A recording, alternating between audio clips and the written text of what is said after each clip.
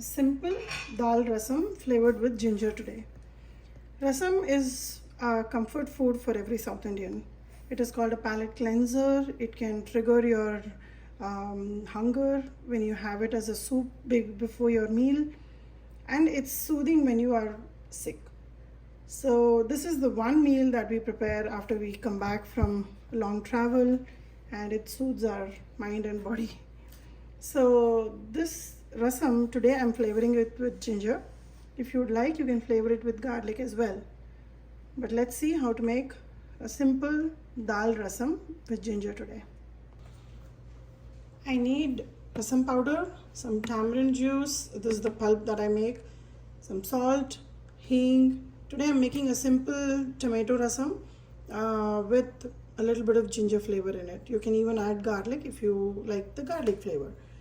And I have some cooked Toor dal, some curry leaf and coriander.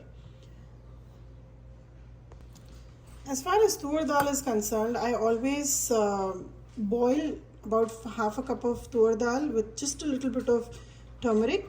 Add about 1 cup of water to it. Just boil and take it out. I'm not going to use the whole thing, and I'll show you exactly how much you need for this quantity of rasam. And the balance you can always store it in the freezer as ice cubes. So each ice cube is for one person. So when you're making for 2 people, you'll make it as with 2 ice cubes of dal. This is my cooked dal.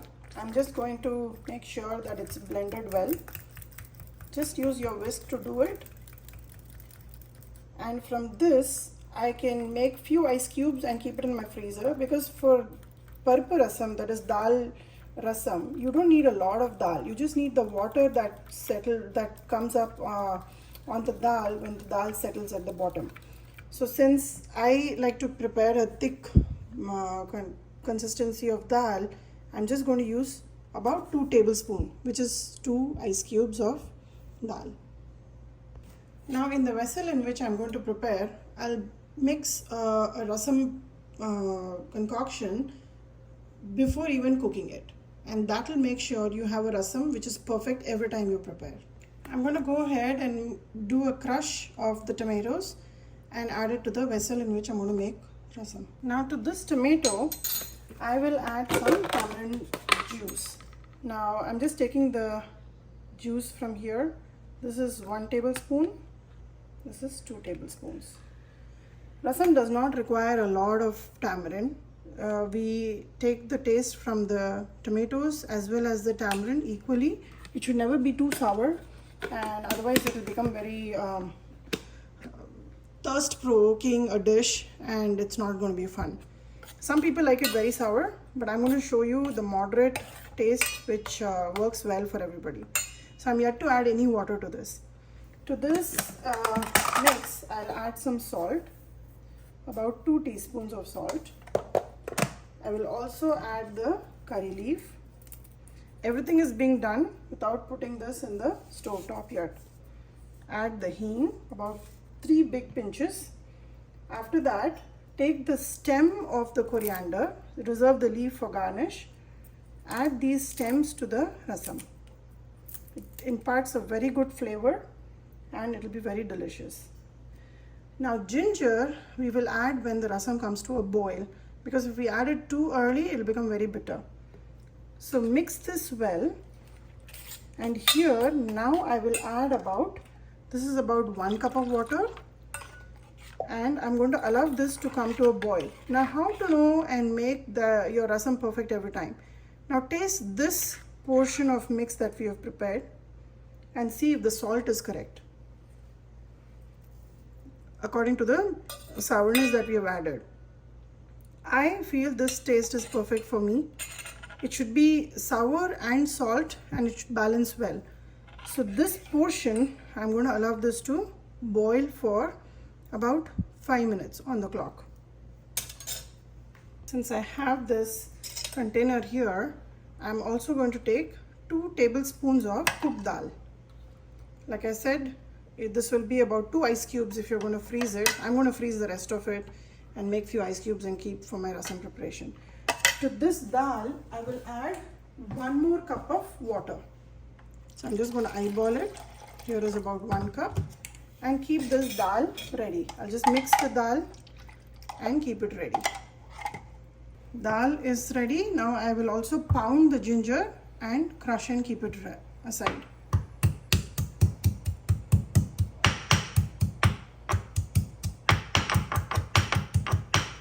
Just like so. So I've added about 1/8 teaspoon of turmeric also. The clock is set for 5 minutes for this to come to a rolling ball. When it comes to a boil, I will add the rasam powder first. Again, allow it to come to another boil. Then add the ginger and the dal water that we have mixed. This is just one of the ways I like to store the dal, so that I can use it for multiple times when I make rasam. Because for rasam, it's never an exact amount of dal that you have to boil. So put it in a sandwich bag after the dal is cooled down. Just pat it lightly and keep it in a flat plate and freeze it. When it's about half frozen, you can score it like so. And then when it's about almost frozen, it will break into pieces like biscuits. And you can use 2 biscuits for making rasam for 2 people, 1 biscuit for making for 1 person. This is probably the easiest way. You can store cooked dal and use it for rasam. I started off making sambar, but I'm ending up making rasam today. I'm going to put this in the freezer and show you how I score it later on.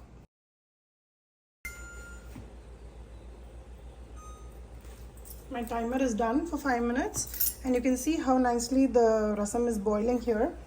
Now, as I said, I'm going to add about 2 tablespoons. Here is my tablespoon measurement, and I'm adding 2 tablespoons of rasam powder. This is my grandmother's secret recipe. Not so secret anymore because I've been sharing it with my friends, but I will soon put a video about this recipe. It's very tasty, and every time you make rasam, the house is just very fragrant. So you definitely need to keep the vent on and let the neighbors know what you're making. So mix this well, let it come to one more rolling boil, and we will add the ginger and dal water.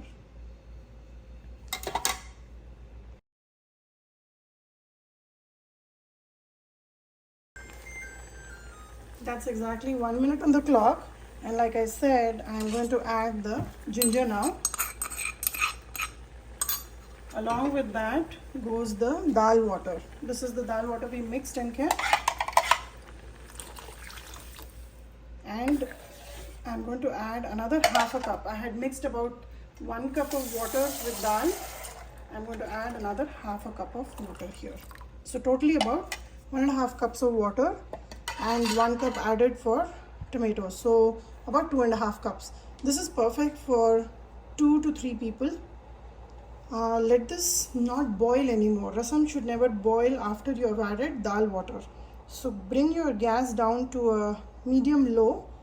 When it is going to have foam and froth forming on the top, we will add a lot of coriander, turn off the gas and give it a nice ghee tadka.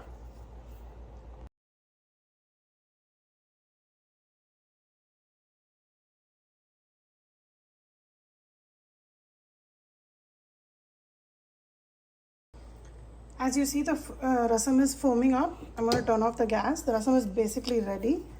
I'm going to top it off with a lot of coriander. And on the side, I have my tadka pan which is heating up. I'm going to give a ghee tadka with only mustard seeds and cumin seeds.